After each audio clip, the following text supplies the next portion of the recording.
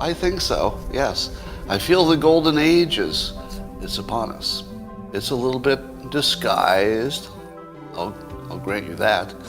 But it's always the darkest before that's right, the dawn. And it's always the thirstiest before the sip. That's not a saying yet, but it will be. It will be, damn it, if I have anything to say about it. And so, are you prepared? Are you ready for an experience which will connect all people almost as if we are a global mind, almost as if we form a superintelligence collectively, being channeled through me? So between coffee and this is shared experience, let's do something amazing. All right, and all you need is a cupper, mug, or a glass of tankard, shells, a stein, a canteen, jug, a flask, a vessel of any kind. Fill it with your favorite liquid. I like coffee. And join me now for the dopamine hit of the day. It's the tingle on the back of your neck. It's the thing that makes you feel alive. That's right, simultaneous sip. Go. Oh, that's a good container of beverage right there. I hope the container of beverage you just ingested was as good as the container of beverage I just ingested. And if that doesn't get you going, nothing will. Well, the walls are closing in on Trump. His legal woes continue to... Oh, actually, no, nothing's happening. So it turns out that the latest rumor, so unconfirmed, but it looks like all the Manhattan charges or the grand jury that was going to look into all the Trump financial dealings, they've been looking and looking. They've been talking to people. They've been investigating. They've demanded and they've received documents. And after months and months of grand jury stuff, the foreshadowing, not yet confirmed, is that it seems increasingly unlikely there will be any indictments coming out of this.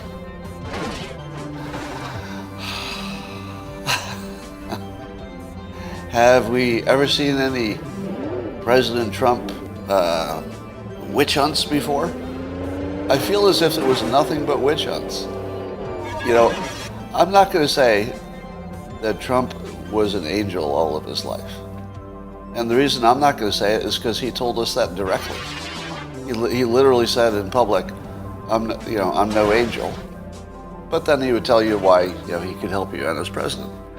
So if you expected him to be an angel, in however you want to define that, you shouldn't have been surprised if he talks about grabbing people by the whatever, because he kind of signaled that as directly as you possibly could. And I always thought that it immunized him. A good way to immunize people is to tell people that you have the flaw that you're worried they're going to blame you on. Because if you say it first, it just takes all the fun out of it. If Trump had said, I say horrible things in private, you should know that. And then you find out he said a horrible thing in private, you're like, hey, you said a horrible thing. Okay, you did tell us that. And it just takes all the energy out of it. And so may I admit to you right now, I'd like to confess, I say horrible things in private. Horrible things. Just terrible things. If any of it were presented to you out of context, you would say to yourself, well, that's the worst person I think I've ever heard of in the world. But here's the context. Do you have a friend like this? Now, this won't apply to all of you, but some of you do. Do you have a friend who, if you're just alone, could be somebody you've known a long time, usually it is, that the funniest thing you could do is to say the most inappropriate things? Whatever is the most absolutely uncivilized thing you could say, something you would never say in front of someone else. And the fun is how awful it is. Am I right?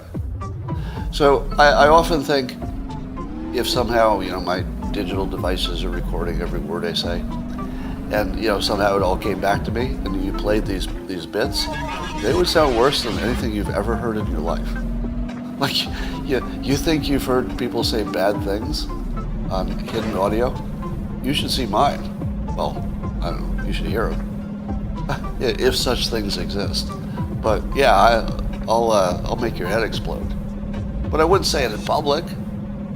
right? The whole reason it's funny is because you wouldn't say it in public. That's the entire energy of it, is it's inappropriate. So it's tough to see stuff out of context, is what I'm saying. So here's another big, gigantic story that has been haunting us forever, this whole Manhattan possible indictments of Trump for financial chicanery or whatever, that apparently none of it happened. None of it happened. What would happen if everybody saw Trump's tax returns and they were just clean?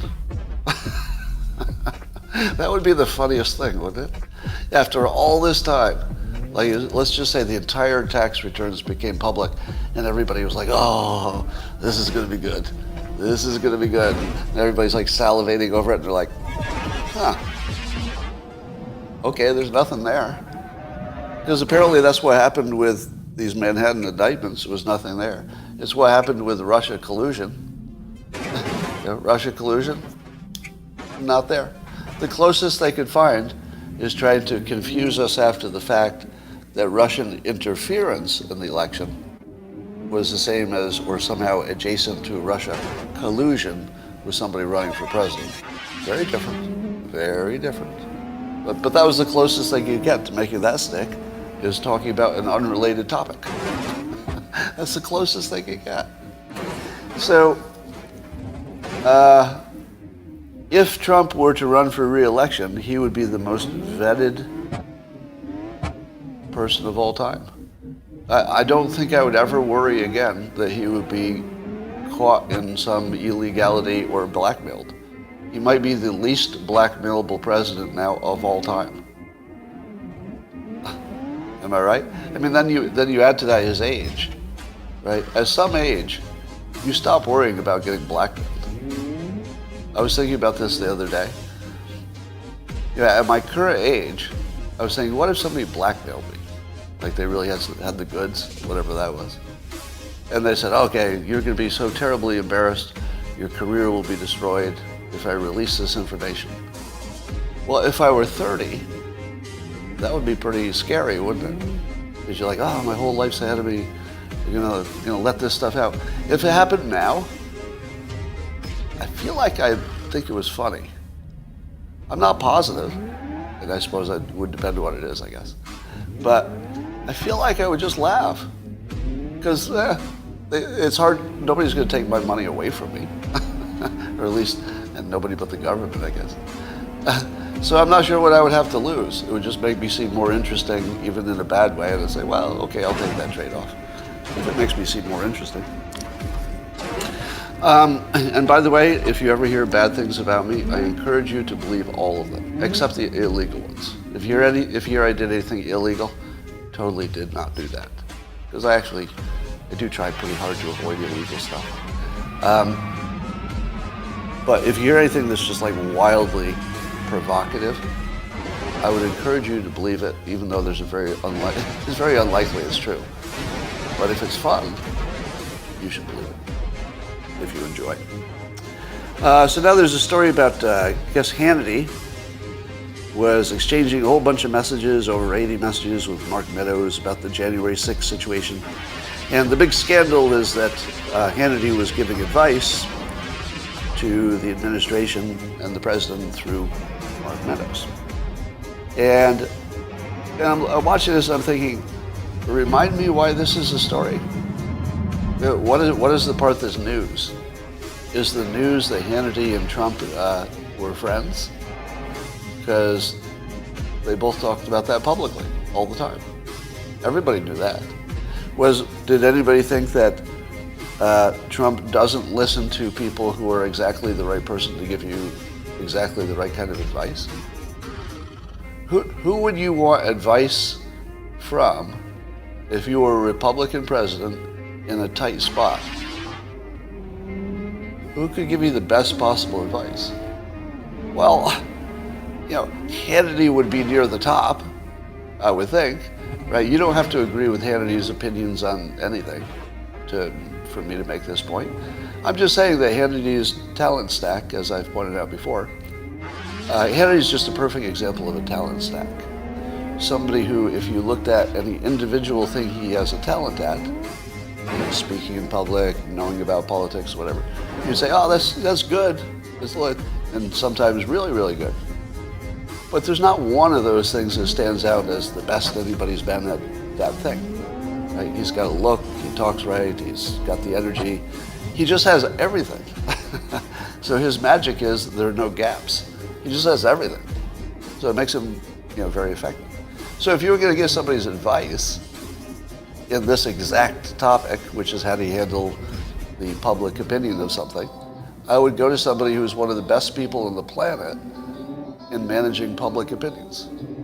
Hannity is exactly whose advice I'd want to hear. And what kind of advice did he give? One of them is that he said that Trump should announce he will lead. He said after the 6th, this is what Hannity said.